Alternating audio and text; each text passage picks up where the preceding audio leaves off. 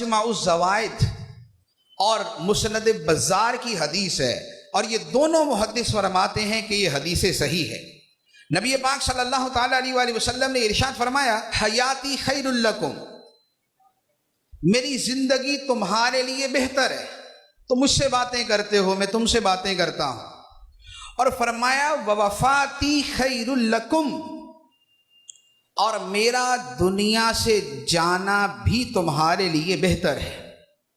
کیسے؟ فرمایا تعرض علی اعمالکم، تمہارے سارے اعمال میرے سامنے پیش کیے جائیں گے۔ تمہارے اعمال، تمہاری زندگی کے کام یہ میرے سامنے پیش کیے جائیں گے۔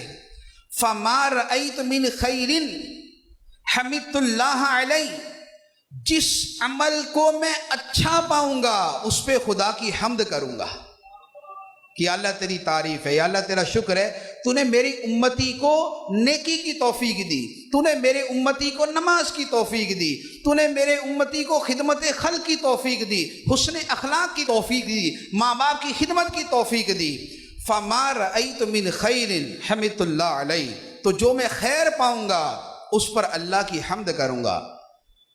وما رأیت من شر استغفرت اللہ لکم، اور اگر میں امتیوں کے گناہ پاؤں گا تو پھر میں ان کے لیے بخشش کی دعائیں کروں گا۔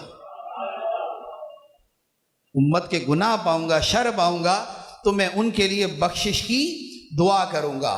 تو امت کے اعمال سرکار دو عالم صلی اللہ علیہ وآلہ وسلم کی بارگاہ میں پیش ہوتے ہیں، اور جو امتیوں کی خطائیں ہوتی ہیں اللہ کے حبیب علیہ الصلاۃ والسلام اس پر اللہ کی بارگاہ میں دعائے مغفرت کرتے ہیں۔